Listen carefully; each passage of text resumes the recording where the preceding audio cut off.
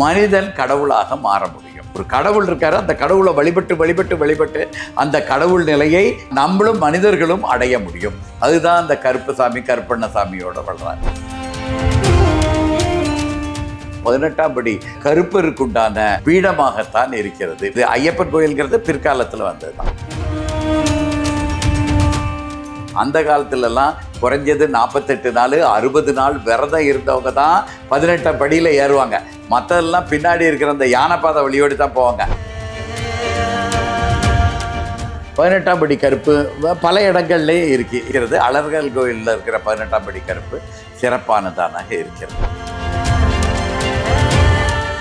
பொதுமக்களும் விழாக்களில் இந்த மாதிரி போதை பயன்கள் பயன்படுத்தி இருக்கிறார்கள். கஞ்சா இலைக்கு பேரே சிவா தான். அதோட குணம் என்னன்னா பார்த்தீங்கன்னா, அதை கொஞ்சம் நம்ம சாப்பிட்டோம்னா மனம் ஒரு இடத்திலே நிலை பெற்று இருக்கும்.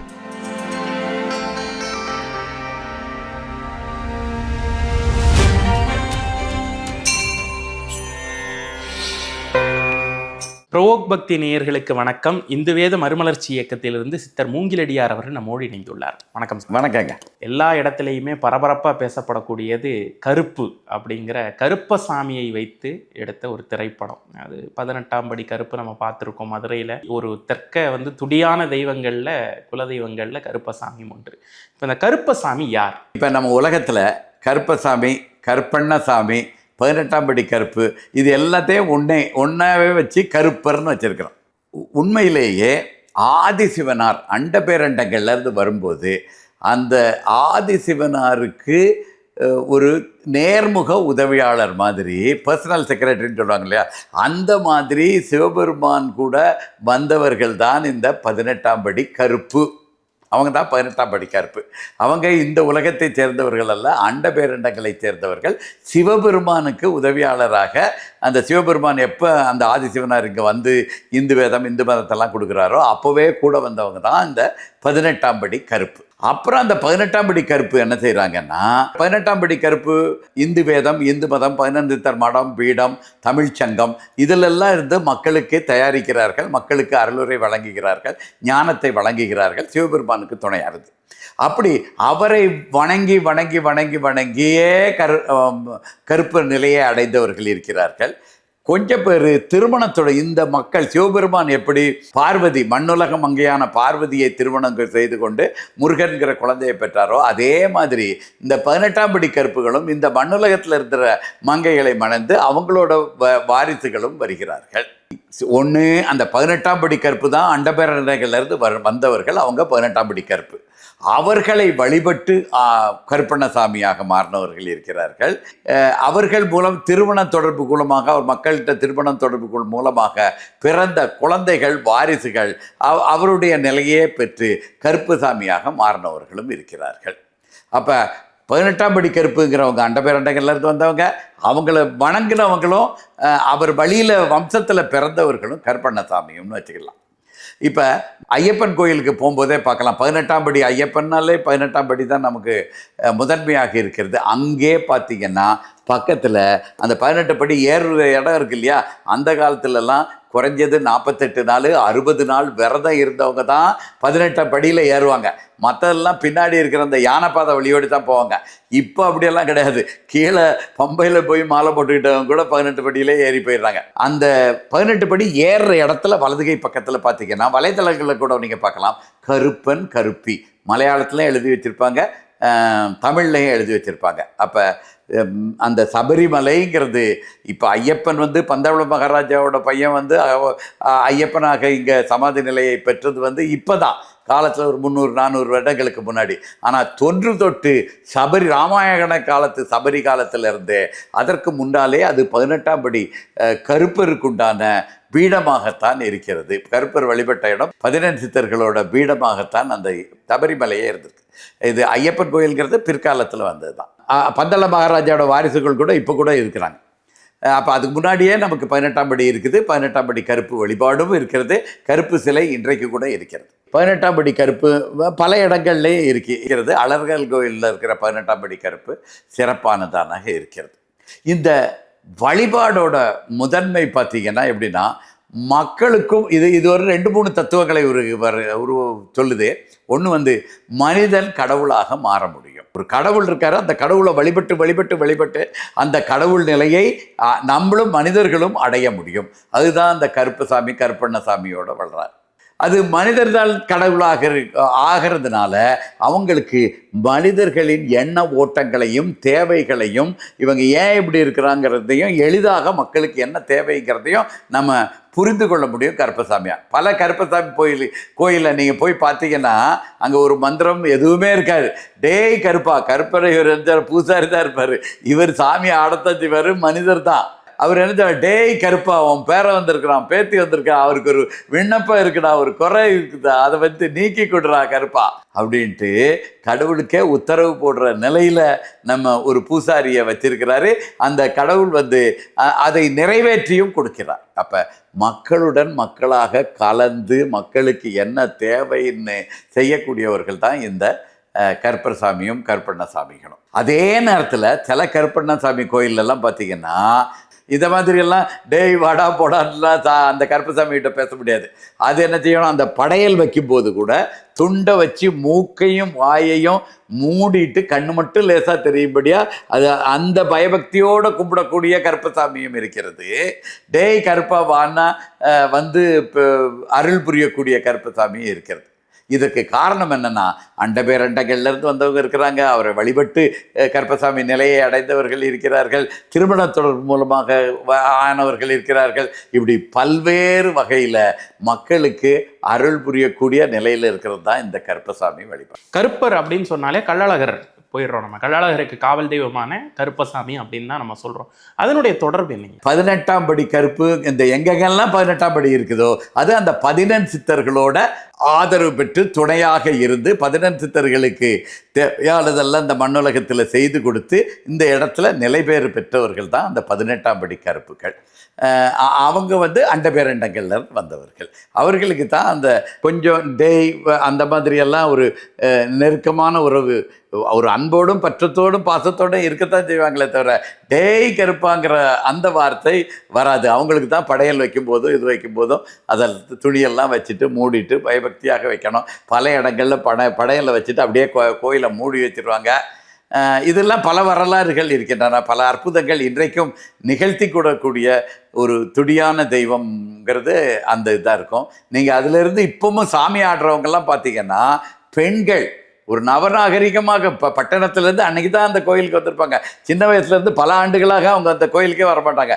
அவங்க அங்கே வந்து ஆடுறத பார்த்தீங்கன்னா அப்போ தான் நமக்கு தெரியும் அந்த பரம்பரையில் இருக்கிறவங்களுக்கு எவ்வளவு தூரம் அந்த கருப்பண்ணசாமி கொடுத்துருக்காரு. மனிதன் வடிவில் கடவுள் எப்படி இன்றைக்கும் செயல்பாட்டில் இருக்கிறாரு அப்படிங்கிறது நமக்கு தெளிவாக தெரியும். சாமி ஆட்டம் இது ரொம்ப காலமாகவே பேசு பொருளாக இருக்கக்கூடிய ஒரு விஷயம். நான் கூட கருப்பு படத்துக்கு போயிருக்கப்ப கடைசி கிளைமேக்ஸில் வந்து கருப்பசாமி வந்து அவருடைய அவதாரமாகவே உடம்பு முழுக்க கருமை நிறமாக ருத்ராட்சம் தரித்து அருவா ஏந்தி வர்றாரு. அப்படிங்கிறப்ப அதுக்கான இசையமைப்பு எல்லாம் பட்டம் பரிவட்டம் அப்படின்னு சொல்லிட்டு பயங்கரமாக ஒரு பாட்டெல்லாம் வச்சு அந்த நேர்த்தியாக அந்த திரைப்படத்தை எடுத்திருந்தாங்க. அதை பார்க்கும்போது திரையரங்கில் இருக்க எல்லாருக்கு மேலேயும் அருள் வருது. அப்படிங்கிறப்ப இந்த அருள் இறங்குதல் அப்படிங்கிறதுனால அந்த அடிப்படை என்ன சாமி? இந்த அருள் ஆடுதல் அப்படிங்கிறது இந்து மதத்தில் மட்டுமே இருக்கக்கூடிய ஒரு சிறப்பானது. இந்து மதத்தில் அருளாடும் கடவுள்களும் இருக்கிறாங்க, அருள் ஆடாத கடவுள்களும் இருக்காங்க. இப்போ அருளாடாமல் வெளியே புறத்தே அருளாடாமல் அகத்தே நடனமாடும் பிள்ளையார் யார் மாதிரியும் வந்து அருளாடல் பண்ணுவார். முருகன் அருளாடல் பண்ணுவார், ஆனால் பிள்ளையார் பண்ண மாட்டார். பிள்ளையார் அருளாடலும் இருக்கிறது, அருளாடாத கடவுளர்களும் இருக்கிறார்கள். அருள்கிறது என்னன்னா இறைவன் மனிதனுக்குள்ள அந்த ஆற்றல் இறங்கும் பொழுது அங்கே என்ன நடக்குதுன்னே நமக்கு தெரியாத அளவுக்கு அவங்க அந்த அருளாற்றல் இருக்கும்போது முழுக்க கடவுளாகவே மாறிவிடுகிறார்கள். அதான் கத்தி மேலே அந்த கூர்மையான அருவாள் மேலே நின்றுட்டு ஆடுறது, முள்ளு இதில் நின்றுட்டு ஆடுறது, அவங்க சொல்கிற வார்த்தைகள் எல்லாமே அந்த அடுத்த ஆண்டு திருவிழாவுக்கு முன்னாடி அதெல்லாம் பலித்து நிறைவேறி விடுகிறது. இதெல்லாம் கடவுள் மனிதனுக்கு வந்து மனிதனுக்கு துணை புரிவதற்கு இவ்வளவு வழிமுறைகளை செய்திருக்கிறார்கள்.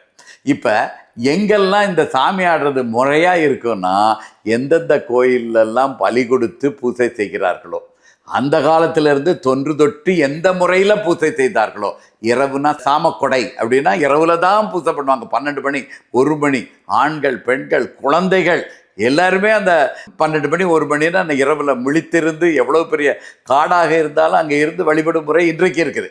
தொன்று தொட்டு அந்த பலி கொடுக்கும் வழக்கம் இருந்துச்சுன்னா அதை இன்றும் அதே மாதிரி பின்பற்றும் இடங்களில் எல்லாத்துலேயுமே அந்த சாமி வருவார், அருளாடுவார், அதை நிறைவேற்றி கொடுப்பார். நீங்கள் தமிழ்நாட்டில் எந்த கிராமத்துக்கு வேணாலும் போகலாங்க. தமிழ்நாட்டில் இல்லைங்க, இந்தியாவில் எந்த கிராமத்துக்கு வேணாலும் போகலாம். போய் நீங்கள் ஒரு 70 வயசு 80 வயசு தாத்தா பாட்டி இருந்துச்சுன்னா அவங்ககிட்ட கேட்டிங்கன்னா, இந்த கோயிலில், இந்த கிராமத்து கோயிலில் சாமி ஆடி ஏதாவது அற்புதங்கள் நடந்துச்சுதுன்னா 2-3வது ஒவ்வொருத்தர் சொல்லலாம். நான் சின்ன பிள்ளையாக இருக்கும்போது இப்படி இருந்துச்சுதுங்க, இந்த மாதிரி வந்துச்சுது, ஒருத்தர் நடக்க முடியாமல் இருந்துச்சுது, போலியோ வந்துருச்சுது, எந்திரிச்சு வாடா தம்பி அப்படின்னாரு. அவன் எந்திரிச்சான். அடுத்த நாள்லேருந்து லேசாக ஒரு மாதிரி நடப்பாரை தவிர மற்றபடி நடக்க ஆரம்பிச்சிட்டாரு. இதை மாதிரியெல்லாம் பல காய்ச்சல் இருந்துச்சுது, மருத்துவர்கள் கைவிட்டுட்டாங்க. இருந்தாலும் இவர் சொன்னார், விபூதி போட்டாங்க, அவர் சொன்னார் எந்திரிச்சு வாடான்னா அன்னையிலேருந்து அந்த காய்ச்சல் தெரியும். இப்படி ஏராளமான அற்புதங்களை செய்து காட்டியவர்கள் தான் நம்ம இந்த அருளாடுபவர்கள், மருளாடுபவர்கள். ஆனால் காலப்போக்கில் நமக்கு தான் என்ன கருணை இருக்கிற மாதிரியும் கடவுளுக்கு கருணை இல்லாத மாதிரியும் நம்ம நினச்சிட்டு உயிர் பலி கொடுக்கக்கூடாது, ஒரு உயிரை உயிரை கொல்ற அளவுக்கு நீ பெரிய மனிதன் கிடையாது, உயிரை உன்னால் கொல்ல முடியாதுங்கிற அடிப்படை தத்துவம் கூட, விஞ்ஞான தத்துவம் கூட இவங்களுக்கு தெரியலை. கடவுள்கிட்ட தானே நம்ம ஒப்படைக்கிறோம். இப்போ பயிரினங்களுக்கும் உயிர் இருக்குதுன்னு சொல்லியாச்சுது. பால் இருக்குது, அது மாடு வந்து நமக்காக நீ எடுத்து போய் சாமிக்கு அபிஷேகம் பண்ணு, பால் பாயாசம் வையின்னு மாடு நமக்கு கொடுக்கல. அது கண்ணுக்குட்டிக்கு கொடுக்க வேண்டிய பாலை திருடி எடுத்து நம்ம மக்களுக்கு இதில் படையலுக்கு பயன்படுத்துகிறோம், முழுக்காட்டுக்கு பயன்படுத்துகிறோம். இதெல்லாம் கடவுள் ஏற்றுக்கொள்வார்னு நினைக்கிறோம். ஆனால் அந்த நெல்லுக்கு உயிர் இருக்கிறது, அது முளைச்சா முளைக்குது. உயிரில் வலி இருக்கிறது, தாவரங்களுக்கும் வலி இருக்கிறது. அதை பிடுங்கும்போது அதுக்கு அவ்வளோ துன்பம் விளைவிக்கிறது, அது அவ்வளோ வலியில் கத்துது, துடிக்குது. இதெல்லாம் இன்றைக்கு விஞ்ஞானம் நிரூபித்த பிறகும் விலங்குகளுக்கும் தாவரங்களுக்கும் உணர்வுகள் கிடையாது, அந்த வலி கிடையாதுன்றலாம் பேசிக்கொண்டு அதை ஒரு ஜீவகாருண்யத்தோடு எடுத்துகிட்டு போய் வழிகளை மாற்றினவர் கோயிலில் பெரும்பாலும் இந்த கடவுள் சாமி ஆடுறது, அருளாடுறதெல்லாம் நின்றே போய்விட்டது. இதுக்கு மேலேயாவது மக்கள் புரிந்து கொள்ள வேண்டும். அதற்கு இந்த திரைப்படம் ஒரு விழிப்புணர்வு கொடுத்துச்சுதுன்னா மிக நல்லபடியாக சிறப்பாக இருக்கும். உயிர்ப்பலி அப்படிங்கிறது வந்து ஒரு தொண்டு தொட்டு நமக்கு இருக்குது. தினைமாவில் வரையாடை அறுத்து நம்ம வந்து பூஜை, முருகனுக்கு திருமுருகாற்றுப்படை சொல்லுது. அப்போது இந்த உயிர்ப்பலிங்கிறது நம்மளால் புரிஞ்சிக்க முடியுது. ஆனாலும் இப்போ வந்து நம்ம மதுபானம் வந்து நிறைய வைக்கிறோம். இப்போ தெற்க பார்த்தீங்கன்னா சுடலமாட சுவாமி ஆகட்டும், கருப்பர் ஆகட்டும், இந்த மதுபானம் சுருட்டு வைக்கக்கூடியது எதுனால? அதாவது மதுபானம்ங்கிறது இன்றைக்கு இருக்கிற மதுபானத்து கூட அதை சேர்க்கக்கூடாது. அது எப்படி இருக்குன்னா, அந்த காலத்தில் சாராயம் 2 வகையில் இருந்துச்சுங்க. மரத்துலேருந்து, தென்னை மரத்துலேருந்து, ஈச்சை மரத்துலேருந்து, பனை மரத்துலேருந்து எடுத்து அதை ஃபெர்மெண்ட் பண்ணி அதிலிருந்து எடுக்கக்கூடியது ஒன்று. இன்னொன்று காய்ச்சி வடிகட்டுறது மூலமாக இருக்குது. இந்த காய்ச்சி வடிகட்டுறது தான் இந்த சாராயம் மாதிரி கொஞ்சம் அது வந்து ஸ்ட்ராங்காக இருக்கும். அது கொஞ்சத்துக்கு மேலே சாப்பிட முடியாது, தொண்டை இதாக இருக்கும். அது ரொம்ப அதிக அளவில் போதை தரும். இந்த 2 இதுவுமே அந்த காலத்தில் இருந்திருக்கிறது. நம்ம சங்ககால பாடல்களில் ஏராளமான பாடல்கள் இருக்கின்றன. புலவர்களும் சரி, அரசர்களும் சரி, அரச சபையில் இருந்த பொதுமக்களும் விழாக்களில் இந்த மாதிரி போதை பயன்கள் பயன்படுத்தி இருக்கிறார்கள். ஆனால் எந்த அளவுக்கு பயன்படுத்தியிருக்காங்க, எந்த நாட்களில் குறிப்பிட்ட அவங்க வந்து குடிகாரர்கள்ங்கிறது என்னென்னா, தினமும் அவனுக்கு குடிக்கலைன்னா கை ஆடையிடும். அப்படி கிடையாது. இந்த திருவிழாவில் குடிப்பார்கள் என்றால் அடுத்த திருவிழா வரைக்கும் அந்த நினைப்பே வராது. அப்போ அந்த இறைவனுக்கு படைத்து விட்டு நாம் குடிக்கிறோங்கிறது ஒன்று. ஒரு கேளிக்கைக்காக குடிக்கலை, அது நமது உடலையும் மனதையும் தெளிவாக்குவதற்காகவும் சில யோக நிலைகளை பெறுவதற்காகவும் அதை அருந்துகிறோம். ஏன்னா இவருக்கு போதை முக்கியம்னு நினச்சாச்சுன்னா திருவிழா முடிஞ்சு அடுத்த நாளும் அதே போதைக்கு போவோம். இங்கே அப்படி கிடையாது. சங்க பாடல்களே அப்படி கிடையாது. அன்னைக்கு திருவிழா இருந்துச்சுன்னா அடுத்த திருவிழா வர வரைக்கும் இவங்க தொடவே மாட்டாங்க. அப்போ இதையும் போதைப் பொருட்கள் கூட கணக்கு வைக்கக்கூடாது. இன்றைக்கு இருக்கிற ரசாயன பொருட்கள் மூலமாக உருவாக்கக்கூடிய இந்த மது கூடையும் இருக்கக்கூடாது. இயற்கையாக வச்சதை வைக்கும் பொழுது அந்த குறிப்பிட்ட காலத்தில் குறிப்பிட்ட நேரத்தில் படைக்கும் பொழுது அது மிக சிறப்பான ஒரு நிலையை தரும். இன்றைக்கு கூட இமயமலையில் இருக்கிறவங்க, கபாலிகர்கள், இவங்க எல்லாரும் பார்த்திங்கன்னா அந்த வட இந்தியாவில் அந்த கஞ்சா இலைங்கிறது இங்கே தமிழ்நாட்டில் அது அவ்வளோ ஏற்றுக்கொள்ளப்பட்டதாக இல்லை. கஞ்சா இலைக்கு பேரே சிவா தான். ஏன்னா அதோட குணம் என்னன்னா பார்த்தீங்கன்னா, அதை கொஞ்சம் நம்ம சாப்பிட்டோம்னா மனம் ஒரு இடத்துல நிலை பெற்று இருக்கும். அதுக்காக டெய்லி கஞ்சா சாப்பிட்டுட்டு ஏதோ ஒரு நினப்பில் இருக்கிறதையும் அதையே இணைத்தே பார்த்துடக்கூடாது. இது வேற கடவுளை அடைய வேண்டுவதற்கு ஒரு வழிமுறையாக குறிப்பிட்ட காலங்களில் குறிப்பிட்ட நேரத்தில், அதை தவிர மற்ற நேரத்தில் எவ்வளவுதான் இலை கொட்டி கிடந்தாலும் சரி, காட்டிலே இருந்தாலும் சரி, காட்டில் பக்கத்தில் தான் கஞ்சா செடி இருக்கும், அதை தொட்டு கூட பார்க்க மாட்டாங்க. இந்த மாதிரியான மனக்கட்டுப்பாட்டோட அந்த குறித்த நேரத்தில் இறைவனுக்கு வழிபட்டு, அமாவாசை அன்னைக்கு மட்டும் எடுக்கிறவங்க இருக்கிறாங்க, பௌர்ணமியில் மட்டும் எடுக்கிறவங்க இருக்காங்க, நெய்யை பூசி சிவலிங்கத்துக்கு மேலே வச்சு வழிபட்டு இருக்கிறவங்க இருக்கிறாங்க. இதெல்லாம் அடுத்த நாள் அவங்க தொடவே மாட்டாங்க. அதனால் இன்றைக்கு இருக்கிற போதை பழக்கத்தையும் அதையும் குழப்பிக்கொள்ளக்கூடாது. இது நமக்கு தொன்று தொட்டு வச்சு படைத்தல்கிறது. இந்த சமுதாயத்தில் கள் குடிப்பதும் இந்த போதைப் பொருட்களை கடவுள் வழிபாட்டுடன் தொடர்புபட்டு குறித்த காலங்களில் மட்டும், குறித்த அளவில் மட்டும், இந்த வயதினர் மட்டும் சில இதெல்லாம் இருப்பாங்க, 60 வயசுக்கு மேலே தான் அதை கொடுக்கவே கூடும். 59 வயசு வரைக்கும் அதை பற்றி நினைக்கவே மாட்டார். இப்படியெல்லாம் முறைப்படுத்தப்பட்டது இந்த வழிபாட்டு முறைகளில் அது ஒரு அங்கமாக இருக்கிறது. இன்றைக்கு அதெல்லாம் கிடைக்காததுனால இருக்கிறத வச்சு நம்ம படைத்து கொண்டிருக்கிறோம். இதையும் அந்த போதையையும் ஒன்றா சேர்த்துக்கிட்டு கூடாது. அது எப்போ குடிக்கிறோம், எவ்வளவு அழகு இருக்குது, எதிலிருந்து எடுக்கிறாங்க, எப்படி தயாரிக்கிறார்கள், இதெல்லாத்தையும் பார்த்தோன்னா நமக்கு அதுக்கு உண்டான வேறுபாடு தெரியும். நிறைய விஷயங்கள் பகிர்ந்துக்கிட்டீங்க சாமி, ரொம்ப நன்றி. பிரபோபத்தி ஊடக நண்பர்களுக்கு இந்து வேத பர்வலேட்ச இயக்கத்தின் வணக்கங்கள், வாழ்த்துக்கள். ஓம் திருச்சிற்றம்பலம். ஓம்.